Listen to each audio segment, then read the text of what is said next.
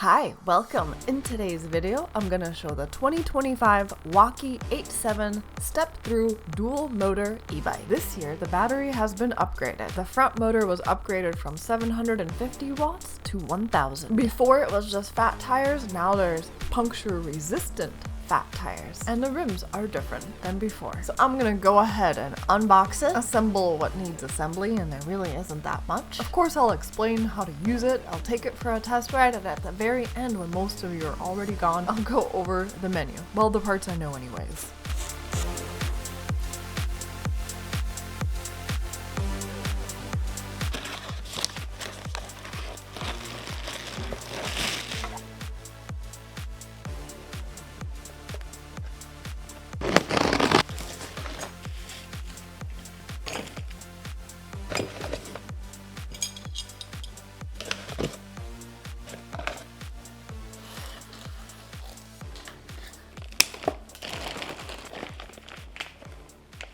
I'm gonna remove these 4 screws, stick the handlebars in that spot, put this piece back on there, and then screw it back down.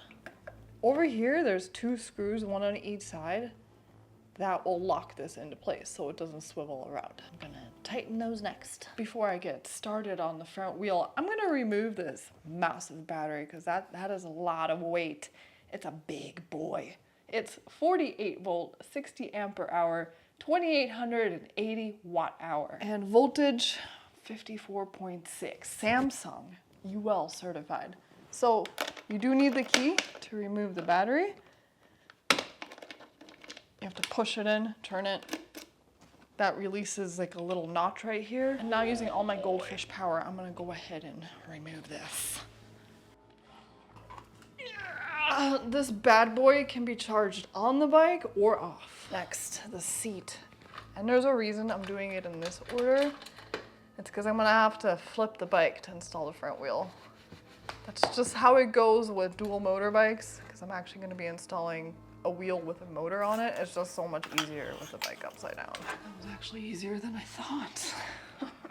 Not as bad as I thought it was gonna go. So this guy has to come out. But there's a piece right here that I need to remove for now to make this process easier.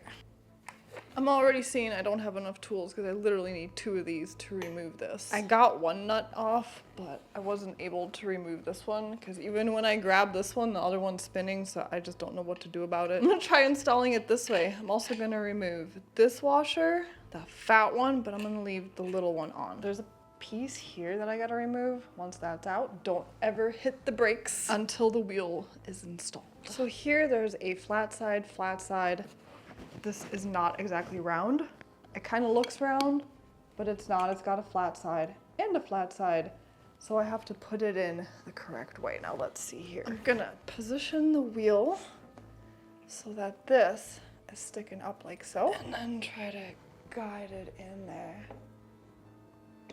Now that it's just kind of sitting there, not in the right spot yet, I'm actually able to remove the other nut. So I'm gonna take that out, take out the fat washer, and now, see, it just went right into place. These parts do have to come off on both sides, but if you can't get it off right away, not a problem, because once it's resting on here, I was able to unscrew this. Next, I'm gonna put this back with this doodad facing up and in. I'm gonna do the same thing on the other side.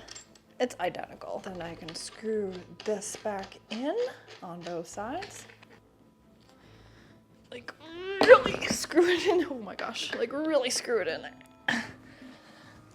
Yeah. And now this little piece that I removed earlier is going back on there. And I'm gonna screw this back down. So with this little piece that I just screwed in on the other side, I do recommend screwing the screws in a little bit at a time, because if you tighten down one fully without putting the other ones in first, the rest may not fit. While I am over here, I'm gonna go ahead and connect the motor. And it is a specific way that it goes in there. You can definitely tell by looking at it. Then you just match it up and screw it down. You know what's harder for me than flipping a bike over? flipping it back once the wheel is on, because now it's even heavier. Next, the fender and the light. The wrench needed to hold the nut in the back while I turn the screw, not included. So first I'm gonna skewer the light, stick the fender in, skewer everything together. Personally, I do prefer when the light is attached separately, not like with the fender. Mostly because it's kind of a pain in the butt trying to get this all together. It's just a tight spot to work in. Although this time, not so bad. They actually give you plenty of space. I just prefer when the light's somewhere else. And then the fender also attaches down here on both sides. So I'm gonna unscrew this, skewer, rescrew. Back up over here, I'm gonna go ahead and connect the lights. To attach the back seat, there is one screw right here. So I gotta take that out, swap this in like so. So you put it in there, you match up the holes, and slide it over. And I always have a hard time doing this part. Almost. I think I got it. I heard it snap, yes. And then I just put the screw back in. So that's pretty much it. I just gotta screw in the pedals, tighten those down. Fill up the tires, maybe. They use 5 to 30 PSI is what they need. So I might not really even need, I'll check them before I go. They made it pretty easy to put the battery back in. The seat flips up, so there's a little lever here, you just push it. Oh, but what's not easy is getting this big boy back in here, because it's just so heavy. Maybe easy for some. Not so easy for me. And then I gotta lock it back into place, but I've noticed the hole that's right here, where the little bolt comes out, is not perfectly lined up, which is causing an issue. There we go. I just kind of forced it through there. To turn on the bike, first you gotta make sure you have the key in the on position, and once it's there, you cannot take it out. Then, come up here, oh, it's already on. To turn it off, you hold down the power button, and then to turn it on, you hold down this power button. Right now, I have it in 0, so it's just a bicycle, not an e-bike, no assistance from the motor. To get assistance, use the plus and minus buttons. It caps at 5, but you can change that in the menu. I'm going to talk about the menu at the very, very end of the video because I really don't want to bore you to death yet. So it goes between 1 and 5. That's just the factory settings. And there's the light. So when you have the light off, the screen is brighter, and then when you turn it on, the screen does dim. Right now I'm just using the rear motor, which is really all I need. For off-road, I could go dual motor. So to change that, hold down the I, switches to just front motor, hold down the I again, and now it's dual motor. The foot, this is walk assist mode. So if I hold this down, actually it's not gonna go forward because I have it on 1. I'm gonna put it on 0. Now I can walk next to the bike. I'm gonna start off by putting this in the hardest gear to pedal in. Right now it's just a bike. No assistance from the motor. I have it set to rear motor only. Now I'm gonna put it on pedal assist 1 and keep pedaling just to see how much more assistance I get. It still feels like a little bit of a workout. Pedal assist 2. Oh, that's so much easier. It's a big difference between pedal assist 1 and 2. Let's try 3, 4, and 5. The screen is a little bit hard to see here, but I got it to top out at about 32 miles an hour. According to the website, the max speed is somewhere between 31 and 34 miles per hour. This time I'm just gonna use the throttle, which is right here. It's just a turn. Kind of motorcycle style. I'm gonna start on pedal assist 1, no pedaling, just sitting there. Let's see how fast it goes. So about 9.5 on pedal assist 1, on pedal assist 2, a little bit faster, 13.5 on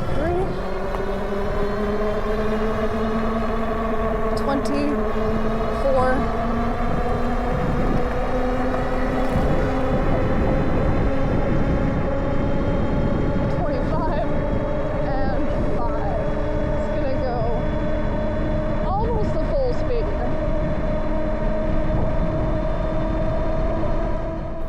pedal assist 5 pedaling, I got it past 28 miles an hour. I think I went like 32 miles an hour. But if I'm using throttle, full electric mode, I got it to cap at about 28 miles an hour. Now, I did fiddle around with the settings a bit. I might show that at the end of the video. It's not that interesting. I'm gonna go through the menu. So that's why I put it at the end, because most of you will be gone by then. But I did set it to max at 32 miles an hour. So it did work on pedal assist 5 pedaling, but not with the throttle. I've come to my bridge. Let's see from a dead stop if I can get the motor to turn on fast enough so I can go up this hill. Yes! Wow, that is really responsive. I'm on pedal assist 1 and I'm going up this like it's nothing. If it was a regular bike, there's no way. There's no way I'd get up this. And if I slam on the brakes going downhill, probably not a good idea. Let's see what happens. Not bad. So yeah, these are hydraulic disc brakes, which I love. They're great. I think they have more stopping power, but unlike mechanical disc brakes, which use a cable, these ones will require a little more maintenance, like replacing the fluid. So it's literally just half a turn of the pedals and the motor kicks in, even on a hill. This is a dual motor, so there's a motor chilling in the center of each wheel. The motor in the front, 1000 watts. The motor in the back, also 1000 watts. Each one is 1600 watts peak for a total of 3200 peak watts. What's nice, well, I like it this way, is when the motor turns on and I'm getting assistance from the motor, it doesn't jerk me forward. It doesn't like thrust forward. It's a really smooth transition. So whether I'm already pedaling and I change the pedal assist modes, or from a standstill. From a standstill, again, really smooth, even on pedal assist 5. So here's the difference. Here is pedal assist 1 from a standstill, and this is pedal assist 5 from a standstill. As you can see, it's not flinging me off the bike, even though to this day, I gave my mom, I think, the very first e-bike I showed on this channel. She still hasn't used the motor, and now she lost the key, so there's that. I'm now realizing something I rarely cover is what kind of sensor e-bikes use. This one has a cadence sensor. Cadence detects how fast the pedals are spinning. Torque detects how hard the rider is pedaling. So with torque, I feel like you have more control over how fast you're going. Oftentimes with these cadence sensors, I feel like when the motor kicks in, it jerks the bike forward, but luckily with this one, it's a really smooth transition. With a badass looking bike like this, I decided I need to take this off-road. There isn't much for off-road around me unless I go pretty far. So I clipped all these together to make it look like it's a longer trail than it actually is, but it's really not. The front fork has hydraulic suspension, which is adjustable. I'll show that in just a sec. And then in the rear are double rear shocks. So I felt pretty comfortable taking it off-road. Not gonna say it wasn't a bumpy ride, but it would have been a lot worse if it didn't have all that. Also, the seat has some springs in it as well. So with all of that, I drove over a bunch of tree roots and made it out of there without a sore bum. So with the suspension in the front here, it is fully unlocked. And then when I flip this little, or twist this little switch right here, the adjust controls, I can have a more rigid ride. So it completely locks out any suspension. It has a really good size headlight in the front, which is controlled by its own button. I love that. And there's also a tail light in the back, which gets even brighter when you hit the brakes. They call it a smart rear light with brake signal. It has a pretty standard Shimano 7-speed gear shift system, but with e-bikes, I usually just put it in the hardest gear to pedal in I leave it there. With the assistance I get from the motor, I really don't see a point in fiddling around with this. Overall, I had a really good experience with this bike. As a taller lady at 5'8", I did not feel like the frame was too small for me. Even though it's a long and heavy bike, I had no issues getting on and off the bike because of the step-through feature. I felt comfortable taking it off-road. Not only is it incredibly stable and can roll over anything, I was able to do that one-handed while I filmed. And because of the suspension on the front, the shock absorbers on the back, and the extra bounce in the seat, it made going off-road very tolerable. The last thing I want on my phone is another app, but if you'd like another one, you can install one for this bike. It's called Wallke e-bike for Apple, or there's a QR code you can scan for Android. You can use the app to control various things like turning the light on and off, changing the pedal assist, locking the screen, viewing various information. Like for example here you can see my total trip, which was 14.4 miles. You can also switch between miles and kilometers, play around with the speed limit setting, clear the trip, restore factory settings, and a few other things. The range on this can really vary, and it is not posted on the company's website. And there's a reason for that, because they do a factory test, which is going to probably give them more mileage than it would in a real life situation. Because in reality, range is impacted by road conditions, how much weight is on the bike, battery power, tire pressure, and wind speed. So in a perfect setting, up to 94 miles for full electric and up to 150 miles for pedal assist mode. Let's see what this looks like after 11 miles. Ah, beautiful. So if you enjoyed this beautiful bike, I really love the look of it. I think it's pretty badass looking. So there's not huge differences between the 2024 model and the 2025 H7. They upgraded the tires, that's for sure. One of the motors, the front one, is more powerful. The menu, and I'm not talking about just the display, the screen, that's when you go into the settings and fiddle around with things more. I think the 2024 did it better. It was easier. Well, for me anyways. This one just, it's too complicated, and it's something I see on cheaper bikes. And I usually don't even go into it because I just don't like that style of menu. Oh, and I think the rims, they told me the rims are different from the 2024 version.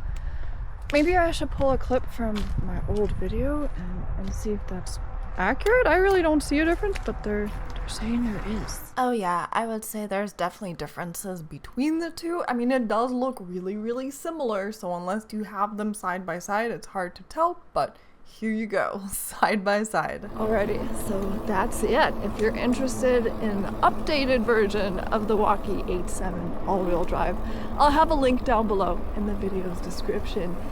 And now it's cheesy outro time. But after the outro, if you want to hang around, I'm gonna go over the menu. Well, what I know anyways. So for now, that's it. Toodaloo-doo-lee-loo, bye. To get into the menu, hold down the plus and minus buttons at the same time. So first one, 01P. This is different than their previous menu. So let me go over it because it's a little more complicated in my opinion.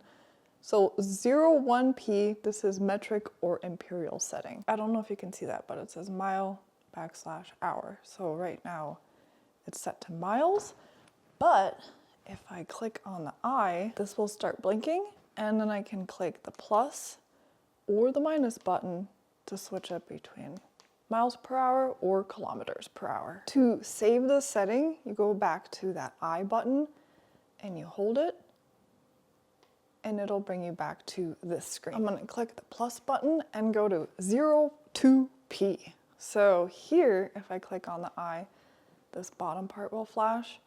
This is to do with pedal assist. So right now, this is just factory settings.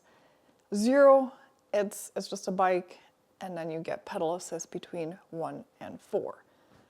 So if I go into that, right now it's showing pedal assist 1, you'll get 30% assistance from the motor. But you don't have to keep it at that. You can use the plus and minus buttons to change that. But I don't mess with it. I just leave it on factory settings, but you can. I'm going to click I again. Now this is pedal assist 2, 43%, pedal assist 3, 62%, pedal assist 4, 81%, and 5, 98%. 0 to 5 is not the only option. It has different ones. If I click on the minus button, you see I can have just 3 different modes, 1 to 3, or 0 to 3, 1 to 9, 0 to 9, 1 to 7, 0 to 7. But I'm gonna leave it on that one. So from here, I can just keep clicking I until, whoops, I missed it. Until that's flashing to go to the next one, or I can hold down I to save my settings. Now I'm gonna hold down the plus button, well not hold it down, just click the plus button to go to 0.3p. This has to do with wheel diameter setting, so I'm not gonna mess with it. Next one is 0.4p, and I have no idea what this is. The manual just says number of speed sensor magnets setting interface. Yes. Next one's kind of important. This is the speed. So, oh, I could have sworn it came with 24 mile per hour max, but right now it's showing the max speed is 32 miles. So I guess I have already messed around with this because it did come with 24. I'm gonna click on that. Now this is blinking, and here I can use the plus and minus buttons to cap the max speed. And the max is 32 and the lowest 13. 0p6, I have no idea again. It says, is the number of pedal assist sensor magnets setting. Adjustable range 5 to 12, I'm not gonna touch it. I found out really quickly what that is. The throttle is kind of locked into a very low speed. I believe that's 0, 1, and then to unlock it is 0, 0. It's one or the other. So if you get this bike and the throttle's barely working, this is why. So just change it to the other number. 0p8 has to do with the password. So I guess you can put a password on it. 0p9 is the auto sleep time setting. So depending on what the number is here, that's how long it'll take before the bike automatically turns off. So you can have that set anywhere between 0 and all the way to 60. And I don't have to keep clicking, I can just hold down the plus button and it'll bring me to 60 minutes. But if you want to conserve on the battery, you probably shouldn't keep it at 60.